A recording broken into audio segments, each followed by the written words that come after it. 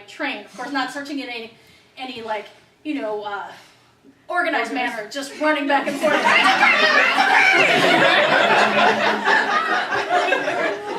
If Heather had leaned out the open door and waved to me, I might still, to this day, be standing on that platform. An American tourist who was sitting across from us and been watching our little unintended comedy play said in an exaggerated California surfer boy accent, "Dude, it's a freaking miracle you all found one another." Heather ruffled my newly sweaty hair. She said, "I guess that is our freaking miracle," and kissed my cheek as I said it. Thank you.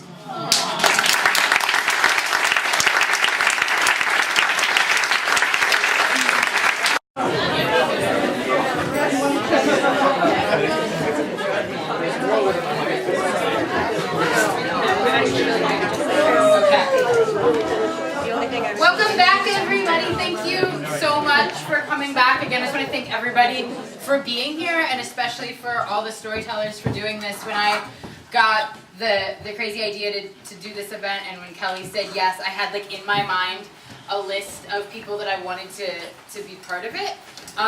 Most of whom I asked, one of whom I didn't. And then you're all magically here, and it all happened. And so I feel very lucky that it all came together this way. And we have the results of the raffle that I know nothing about, so I'm going to... Okay. So I happen to work for the Pleasure Chest, many hats that I wear in the world, and they gave a free toy for a free raffle. So I have it here, and what we have here is from Crystal Delights. It's a really sweet looking butt plug. So for people who like the ass play, and it has a pretty little jewel. Very nice, very nice. And a nice little pouch it comes in, right? Okay, so I'll shake it up, pull it out, and whoever number I get, you have a nice little bubble. Okay, it is 679906. That's you. Oh, dude, that's me. There you go. Wear it with pride.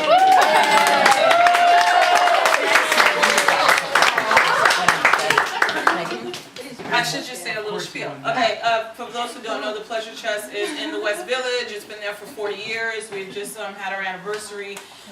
Every single Wednesday, we do free workshops in the community. If you're interested, you get there 15 minutes before it starts at 8 o'clock, and we do all kinds of workshops there. And we're all really cool and sweet and sexy, so come by and see us. It's on 7th Avenue South in the West Village.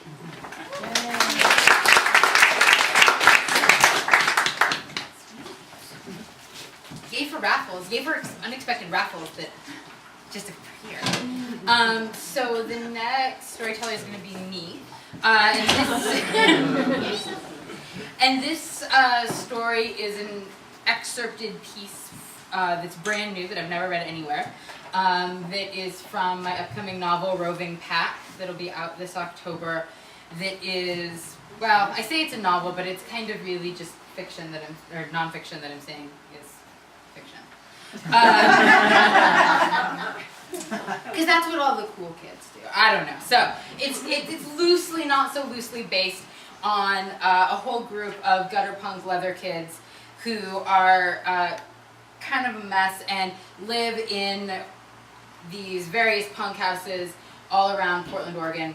And one of the main locations that is useful to know here is the Queer Youth Recreation Center, also known as Quirk, which is referenced often here. And this comes about 3/4 of the way into the book, where I am a pretty heartbroken, messed up boy. Oh yeah, it's also useful to know that I didn't look like this then. That comes up. That I was a very crusty trans boy fag, and really, really heartbroken. Okay. July 2nd. I completely embarrassed myself at Quirk tonight. I thought a little humiliation would get me into Favor's bed, but it didn't.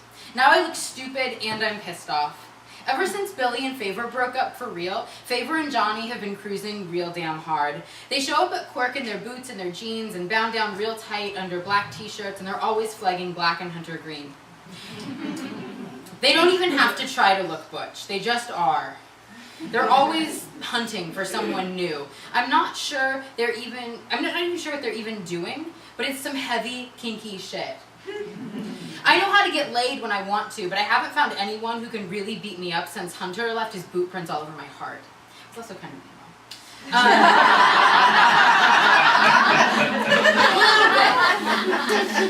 Almost everyone is too damn nice, which totally defeats the whole purpose of playing with them in the first place. If I wanted someone to be nice to me, I'd just pick up a girl at the bookstore.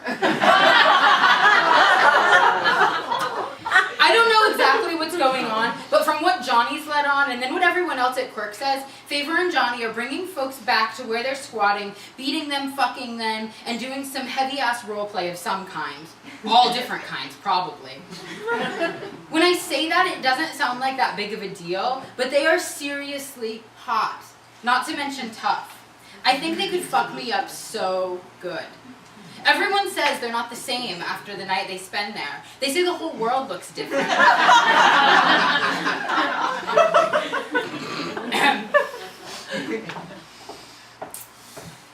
The sober kids say it's better than any trip they ever went on before they got clean. Usually, folks don't come back to Quirk for a few days after getting brought home by Favor and Johnny. And when they do, they either never talk to them ever again, or they follow them around in really pathetic ways. We'll all be hanging outside smoking, and someone they took home once, like a month ago, will just butt into our conversation and ask if they can get them anything at the corner store, or if they would like some dinner. Pretty much, the kid will stand there and keep offering stupid stuff, trying to impress. Sometimes Favor will take them up on the offer, usually when she thinks she can score a pack of smokes out of them, or a takeout from the Chinese place up the street.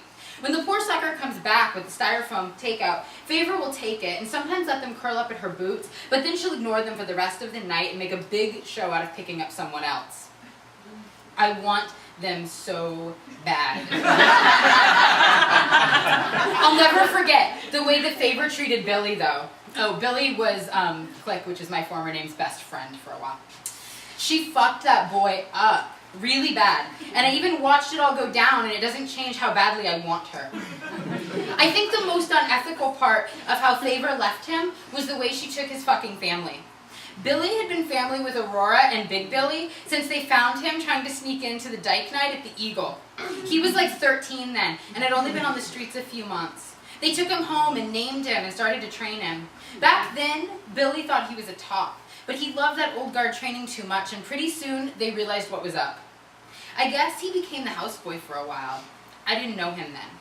The stories he's told me are about how hard they were on him and how good it was. When Billy and Favor got together, they fucking loved her. They said she was good for him. Problem was, they started liking her too much. Aurora and Big Billy ended up liking Favor more than they loved Billy. He says it's because she's a top and they wanted to cultivate more of that in the community. I don't know about all that. I just know they put him on the streets when Favor dumped him for Johnny. Billy won't even talk about it anymore. One night when we were still living together, he said losing them was worse than when his mom kicked him out. Hunter drove him out of our house. Hunter is the name of my ex-dad, or one of them. Hunter drove him out of the house, and we don't see much of each other now. But I hear Billy's flagging left. I don't know if he'll ever go as deep as he did with Favor ever again after the way she treated him. Johnny is staying at this 4th floor apartment half a block from my basement, so when I take the dogs out at night or something, I can look up and see shit through the windows. It's kind of embarrassing to admit that every night I watch her window. I mean, I can't really see anything good, mostly just movement. But I want to be up there so bad. Folks who go to the 4th floor don't come back the same. I don't know what happens, but it's like they've seen God or a ghost or some shit. Favor really knows what she's doing. She was down in San Francisco for a while. And that's where she got jumped into leather. She's been teaching Johnny everything she got schooled in while she was there. Mostly, I've just been hinting that I want them to take me down. But most nights, somebody at Quirk is already licking their boots by the time I start getting the nerve up to flirt with them. When I go to Quirk, I make sure I'm always flagging black. If it's a quiet night, I'll talk to them about how hard it can be to find folks who are serious about this stuff. They never get the hint. Or maybe they do and they just don't want me. I'm not sure. Last night, while the staff and volunteers were distracted, Favor and Johnny took this boy into the bathroom to play. I tried to focus on stuffing condoms and lube into little baggies for safer sex kits, but I just couldn't. It's been so long since I got really fucked up. By the end, Hunter wouldn't even touch me, so it's been a really long time since someone played with me, and I need it so bad. I just couldn't handle the thought of someone else getting what I needed. I remember one time, Billy trying to teach me how to beg respectfully, where you don't come across sounding whiny and needy. He said Aurora had been trying to work on teaching him that so they could be proud of him when they took him out to public events. I don't really remember how the hell you're supposed to pull that off. I haven't played with anyone since Hunter left. Some nights I feel like I can't breathe. I mean, I can get lots of ass, but that's different. That's mostly me running fucks, and besides, this kind of shit isn't even about fucking. I mean, I'd be all over Favor fucking me. She's everything I've ever